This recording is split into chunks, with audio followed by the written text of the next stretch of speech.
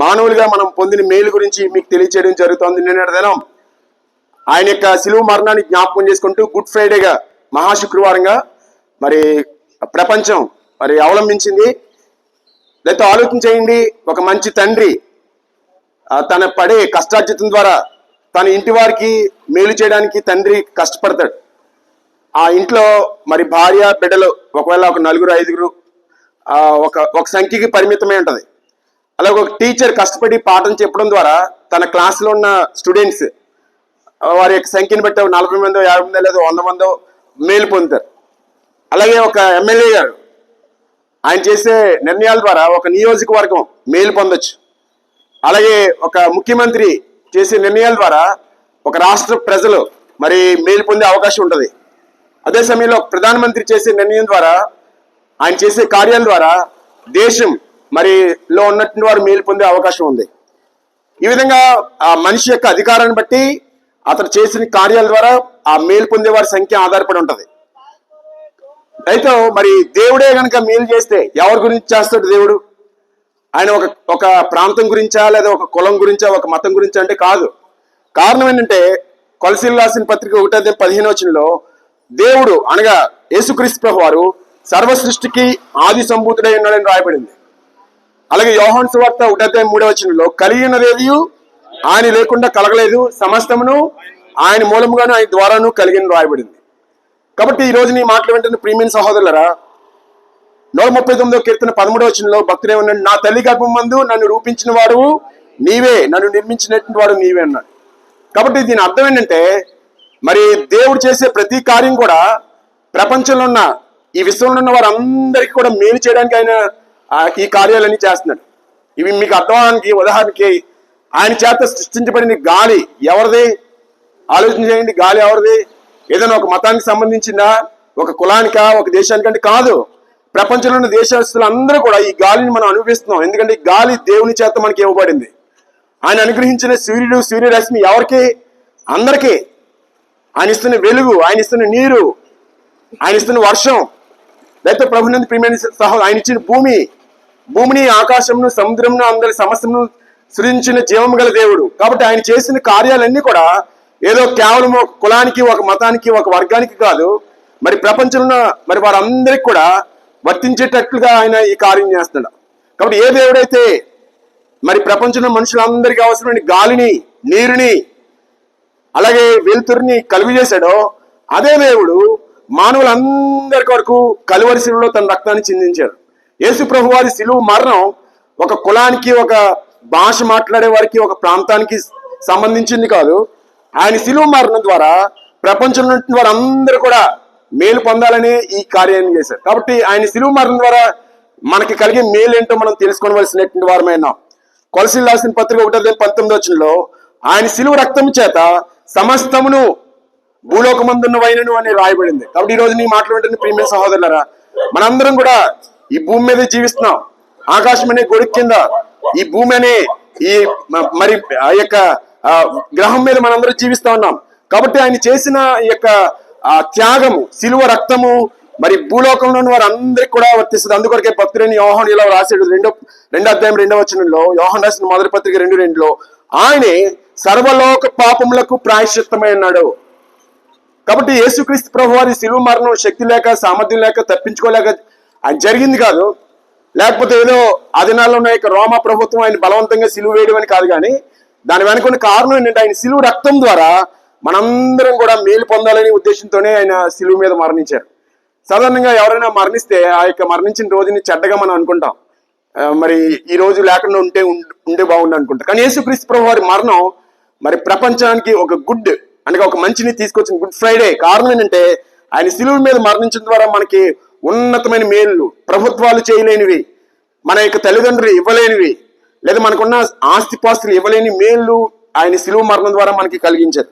ఒక 3 మేళ్ళు నేను మీకు జ్ఞాపకం చేస్తాను. దయతో ఈ మాటలు మీరు వినాలని, ఆలోచన చేయాలని కోరుతా ఉన్నాను. మరి దేని వాక్యం చెప్తా ఉంది? ఏ భేదము లేదు, అందరిని పాపం చేసి దేవుడు అనుగ్రహించి మహిమను పొందలేకపోతున్నారు. పాపోహం, పాపాత్మ, పాపకర్మ, పాప సంభవ, త్రాహిమాం, కృపయాదేవ, శరణాగత వస్తువులు అనే పదాలు కూడా మనం వింటూ ఉంటాం. అనగా నేను పాపమైనాను, నా ఆత్మ పాపమైనది, నేను చేసే క్రియలన్నీ కూడా పాపంతో కలిసిపోయి ఒక కరుణగల దేవుడు నన్ను రక్షించు అని చేసిన ప్రార్థన. కాబట్టి ఇటువంటి పాపం చేత పీడించబడుతున్న మానవ జాతిని రక్షించుటకు పాప క్షమాపణ ఇవ్వడానికి యేసుక్రీస్తు ప్రభువారు కలువరి శిలువలో తన రక్తాన్ని చిందించారు. దేవుని వాక్యం చెప్తా ఉంది, ఆయన శిలువ మరణానికి ముందు చెప్పిన మాటలు ఏంటంటే, ఇది నా రక్తము, అనగా పాప క్షమాపణ నిమిత్తము అనేకుల కొరకై, ఒక మతం కొరకు కాదు, ఒక కులం కొరకు కాదు, కానీ అనేకుల్లో మన అందరం కూడా మన యొక్క పాప క్షమాపణ కొరకు ఆయన తన రక్తాన్ని చిందించాడు. దేవుని వాక్యం చెప్తా ఉంది, రక్తము చిందింపబడకుండా పాప క్షమాపణ కలగదని దేవుని వాక్యం చెప్తా ఉంది. సర్వపాప పరిహారం రక్త ప్రోక్షణం ఆవశ్యకం, తద్రక్తం పరమాత్మైన పుణ్యదాన బలియాగమని మనం వింటా ఉంటాం. అనగా మనుషులందరి పాపములు పోవాలంటే మనం చేసే నీతి క్రియలు, పుణ్యకార్యాలు, దాన ధర్మాల వల్ల మన పాపం నుండి విడుదల పొందలేం. కానీ ఈ పాపానికి ప్రాయశ్చిత్తంగా పరిశుద్ధమైన రక్తం అవసరమైనది. ఆ రక్తాన్ని చిందించడానికి రక్తమాంసములు లేని ఆ దేవుడు రక్తమాంసములు ధరించుకొని భూమి మీద యేసు అని పేరుతో అవతరించి ఆయన మనందరి కొరకై తన పరిశుద్ధమైన రక్తాన్ని కలువరి శిలువలో చిందించారు. దీని వెనక దేవుని ప్రేమ ఉన్నది. దేవుడు నిన్ను ప్రేమిస్తా ఉన్నాడు.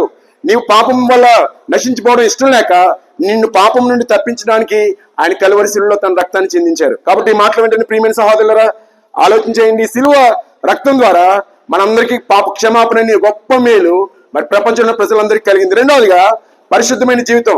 మానవులుగా మన అందరం కూడా పరిశుద్ధంగా మంచిగా ఉండాలనుకుంటాం. ఏమండి, ఎవరైనా మీరు ఎప్పుడైనా చెడు అలవాటైన మీరు ఇంటర్వ్యూ చేయండి. నేను చాలా మందిని చేశాను. వాళ్ళు చెప్పే మాటలు ఏంటంటే, నా పేరుని బట్టో లేకపోతే నాతో పాస్టర్ గారండి, లేకపోతే నానాజీ గారు, లేకపోతే నేను ఇలా మానేయాలనుకుంటున్నానండి, త్రాగుడు మానేయాలనుకుంటున్నాను, తిరుగుడు మానేయాలనుకుంటున్నాను, ఈ అక్రమ సంబంధం విడిచిపెట్టాలనుకుంటున్నాను, నా వల్ల అవ్వట్లేదండి అని చెప్పే వాళ్ళని నేను చాలా మందిని చూశాను. కారణం ఏంటంటే దేవుని వాక్యం చెప్తుంది, పాపం చేయి ప్రతివాడు పాపమునకు దాసుడు. ఈ పాపం చేత పరిశుద్ధంగా జీవించాలని స్థితిలో ఉన్నాం.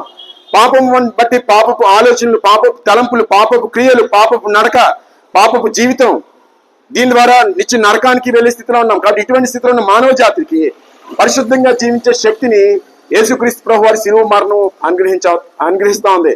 మరి అందుకొరకు దేవుని వాక్యం చెప్తా ఉంది, ఆయన తన రక్తము వలన మనల్ని ప్రతి పాపం నుండి పవిత్రులుగా చేయను. పరిశుద్ధమైన జీవితం ఆయన శిలువ మీద చేసిన త్యాగం ద్వారా మనకి ఇవ్వబడింది.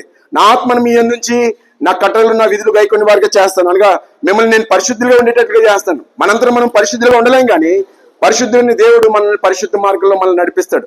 ఈ మాటలు వెంటనే మీరు ఆలోచన చేయండి. యేసుక్రీస్తు ప్రభు వారి శిలువ మరణం ద్వారా మనకి పాప క్షమాపణ కలిగింది.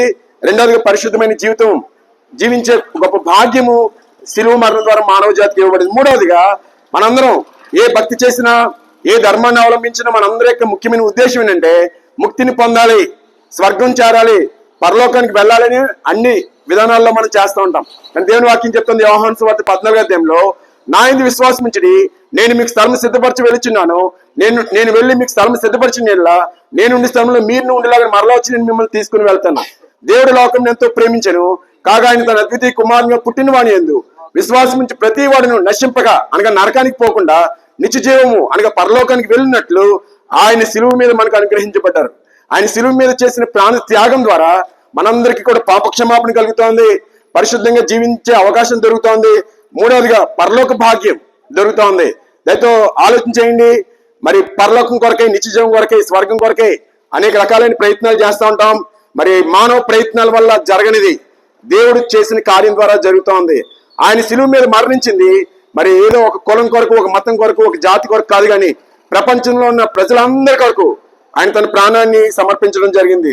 అందుకొరకు దేవుని వాక్యంలో పిలవబడిన పిలిపేనంటే, ప్రయాసపడి భారం మోసుకొంచున్న సమస్య జనులారా నా యొద్దకు రండి అని ప్రభు పిలుస్తా ఉన్నారు. ఆయన పిలిచే పిలుపు సార్వత్రికమైనది. నా యొద్దకు వచ్చే వారిని నేను ఎంత మాత్రం త్రోసివేయనని చెప్పబడింది.